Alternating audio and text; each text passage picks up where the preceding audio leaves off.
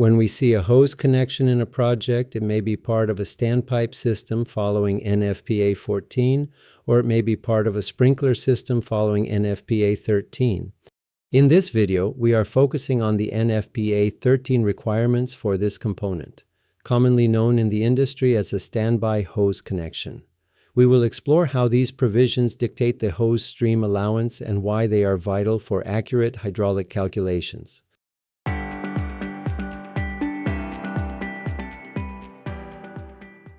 Imagine a building where standby hose connections are required by the building code or the 𝐓𝐨𝐩𝐬.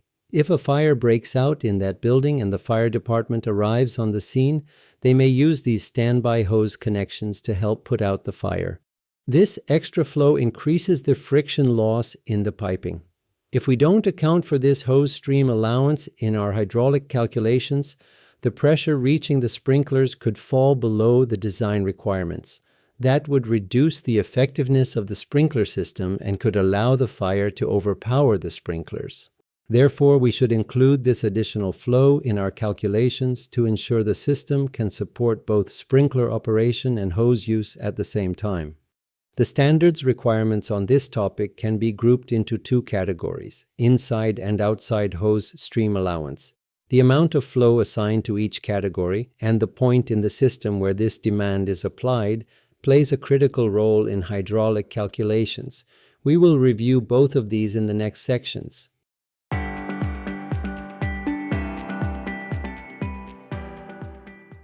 Despite NFPA 14 requiring both flow and pressure for hose connections, NFPA 13 requires only the flow. Table 19.2.312 specifies the flows for inside hose connections, and Section 19.163 explains how to incorporate these flows into the hydraulic calculation based on the number of hose connections provided. Based on this information, when no inside hose connection is provided, there is no need to include any additional flow. In other words, the flow added to the calculation is zero. When a single hose connection is installed in a building, we must include a 50 gallons per minute allowance in the hydraulic calculation. When two or more hose connections are provided, the total allowance increases to 100 gallons per minute. In this case, we add 50 gallons per minute at the most hydraulically remote hose connection and another 50 gallons per minute at the second most remote one. This flow is added at the actual pressure required by the sprinkler system at those specific points. Identifying the point where this flow influences the hydraulic calculations is very important. Let's call this the effective point. To find it, we need to ask ourselves, at which point in the piping does the required flow for the inside hose connection combine with the flow moving toward the sprinklers? The answer to this question identifies the effective point, the location where the inside hose connection flow must be added to the hydraulic calculation of the fire sprinkler system. Let's review these requirements through a few examples. In this figure, there is no hose connection in the building, so no hose stream allowance is required, and we perform the hydraulic calculation only for the sprinkler system, as explained in previous videos. In the next figure, a single hose connection is supplied by the sprinkler system, so we must add 50 gallons per minute to the hydraulic calculation. The effective point is the junction where the pipe feeding the hose connection meets the pipe feeding the sprinklers. Since the standard does not require any specific pressure for this flow, the pressure loss between the hose connection outlet and the effective point does not matter. What does matter is accounting for how the required flow from the standby hose connection affects the pressure loss in the piping between the effective point and the water supply. In this figure, there are two standby hose connections, so we add 50 gallons per minute for each one. Because these components are supplied from different points in the piping, there are two effective points where the additional flow must be introduced into the hydraulic calculation. If the piping layout changes like this and both hose connections are supplied by a single pipe, the effective point becomes the junction between that pipe and the pipe feeding the sprinklers. In this situation, we add the full 100 gallons per minute, representing the combined required flow for both hose connections at that single effective point.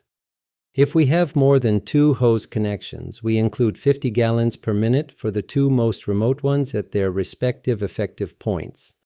If those hose connections are supplied by a common pipe, we add 100 gallons per minute at the point where that pipe connects to the sprinkler system.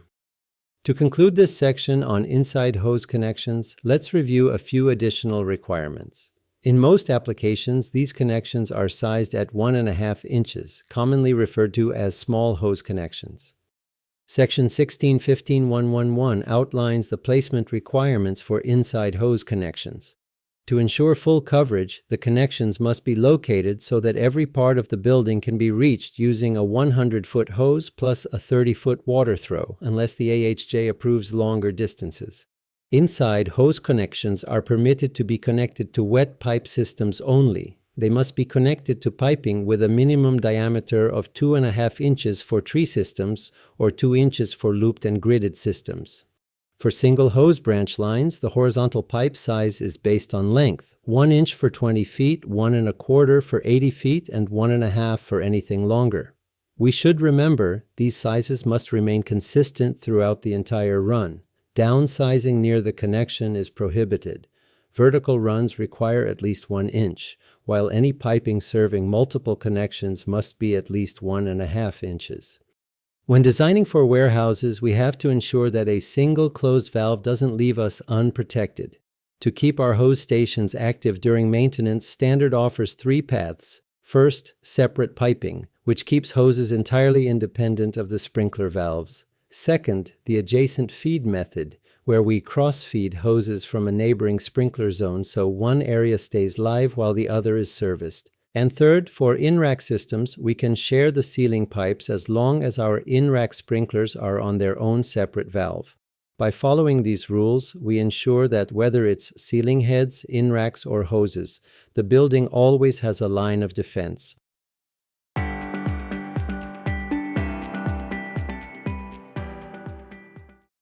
Table 19.2312 also defines the total inside and outside hose stream allowance. Since we have already learned how to determine the flow for the inside hose connections, finding the outside hose stream allowance becomes straightforward. It is simply calculated by subtracting the inside hose stream allowance from the total required flow. This table organizes the required allowances based on hazard occupancy, light, ordinary, and extra hazard, and provides the combined inside and outside hose stream requirements for each category. For example, in an ordinary hazard occupancy where the total hose stream allowance is 250 gallons per minute, if no inside hose connections are provided, the entire 250 gallons per minute is assigned to the outside hose stream allowance. If a single inside hose connection is required, the inside allowance is 50 gallons per minute, leaving 200 gallons per minute for the outside hose stream allowance. If multiple inside hose connections are required, the inside allowance increases to 100 gallons per minute, resulting in an outside hose stream allowance of 150 gallons per minute. Now, where exactly do we add the outside hose stream allowance in our calculation? Section 19.162 tells us that this flow is added at the point of connection to the city main or a private fire hydrant, depending on which one is closer to the system riser. As illustrated, the outside hose stream allowance is added at the private hydrant because it is closer to the riser than the city main. If no private hydrant exists, the allowance is added at the city main connection point.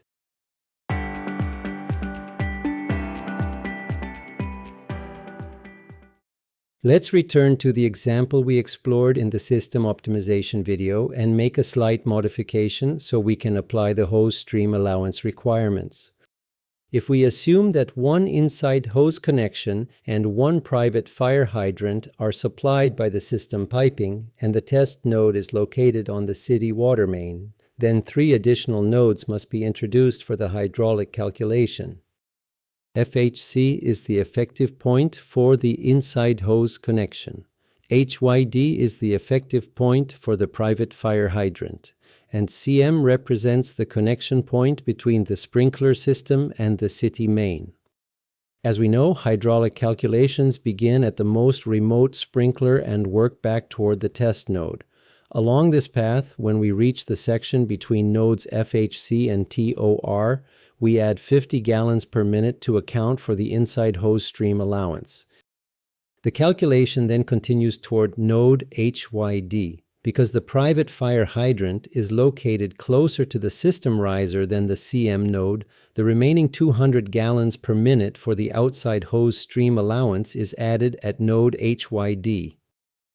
If no private fire hydrant is included in the project, the 200 gallons per minute outside hose stream allowance must instead be added at node CM, which is the starting point of the final section between CM and the test node. Likewise, if there is no inside hose connection, the entire 250 gallons per minute hose stream allowance is added at the CM node.